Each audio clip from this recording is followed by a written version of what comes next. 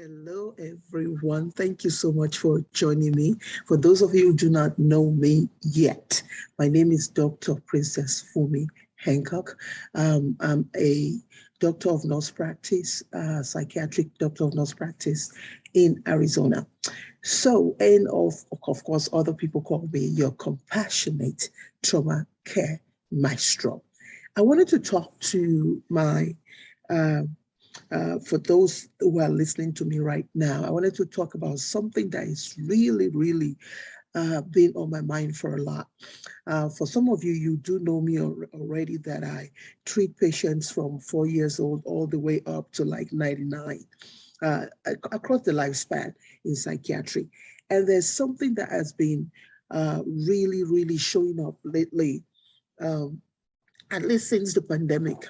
Um, uh, with some of the patients that I see, in particular the young ones. And this is my plea to parents out there, not just those that I treat, but parents that are out there, that you need to really be aware because your children are going through a whole lot of mental health crisis. And one thing that is common to some of the children that I see, not necessarily in my clinic, but even out there when I go out to speak, is the fact that a lot of their parents leave them to their own demise. I have a lot of children tell me that they are in their room almost all day with nobody even checking in on them because, of course, they are problematic. So their parents just leave them alone in their room. I have some children that tell me, oh, they go through suicidal ideation, that there are times they just feel like they need to just go into the streets and get hit by the car, or even homicidal. And what do I mean by homicidal? They go into the streets and they're sitting there, and they have this rush of energy that they need to just pick up a baton or even their parents' gun and shoot somebody. Yeah, you heard that. Shoot somebody. And then when I ask, have you told your parents? Oh, no, I don't want to bother them because they'll never believe me anyway. Okay, why didn't you tell your parents? Oh, well, I told my parents one time and my parents just said, you just been a spoiled brat. Listen, here's the deal. I know that our parents, particularly the single ones, are working so hard because I was a single mother when I got divorced with children that were 4.5, or maybe 4 or 2.5. All right, 2 boys. And so I've been there. When you hear me say this, it's not because I don't understand what you're going through. I've also been there where even as an adult, I got so fed up and I tried to complete suicide by taking my car across a Verrazano Bridge in New York. So I've been there. All right. So I want you to hear me and hear me clearly today. You've got to keep an eye on your children. I am tired of hearing from children or seeing children that are being left alone because their mother have to work so hard, they're working so hard. And so they believe, well, if we connect them to a psychiatric, so that's it. It is not the psychiatrist's responsibility to raise your children. I want us to look at what's going on in our society right now, where guns are rampant, where things are rampant. We had a situation where you had a 3-year-old pick up a gun and open the door while the dad was sleeping, probably very tired, and went into the hallway shooting. We have a 6-year-old that got so sick of the teacher, took a gun to the school and shot. It is time for us parents to also own our responsibility as a parent. It is time that we quit leaving that responsibility to other people. Yes, I know that you're working hard because trust me, people on the internet know me as the deep freezer lady. And what do I mean by that? When I was taking care of my 4 and 2-year-old, guess what? I was working in a deep freezer, y'all, even with my master's degree. That's right. I had to feed my children. Okay?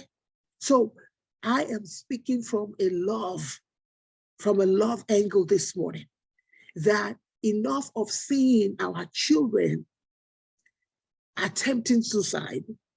Enough of seeing our children being bullied in school. Enough of seeing our children going to the streets and shooting. Enough of all of that. It is time that we as parents also take responsibility. We've got to take responsibility, okay? So that what do? It is time to get involved in your children. Get involved in what they do. Get involved. Ask them. Yes, if they tell you, oh, I don't want you in my room, just say, I'm sorry, but I want you in my life. Can you come out to the living room once a while and let's talk? Find out what's going on with your children, even when they're locked up in their room. Find out who they are speaking to. Find out what they are up to. Parents, this is a love letter for you from somebody who loves you and loves, yes, you don't know me. Some of you do, right? You know my history, you know my story. So you know that this is not a judgment zone. This is actually saying, parents, can we be frank?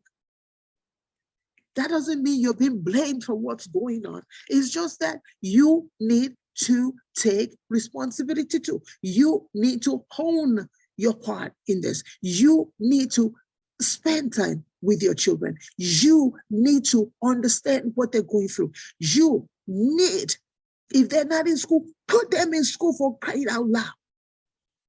And I know what I'm saying.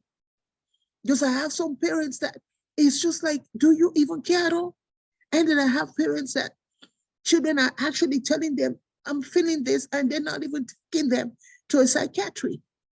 They're not taking them for psychiatric treatment. They just say, oh, you're just being this boy brat. And they leave the child alone until something bad happens. This is my love letter. If you have not subscribed to me, please, please, please, please, please find me on all the platforms for podcasts as Fearless Visionary, Tear the Veil. Fearless Visionary, Tear the Veil. On YouTube, under my brand, The Princess of Suburbia, there are lots of videos out there. Lots of videos. On my website, Dr. Fumi, F-U-M-I, Psych, P-S-Y, right? CHDNP.com. Until next time, America, until next time, Nigeria, until next time, the world, be inspired, be motivated, and be of sentimental value. You are powerful. You can own your part in taking care of your children, no matter how hard the world is these days. At the end of the day, when you've done your best and if something happened, you can rest knowing that you've done everything that you could do with your children. Bye for now.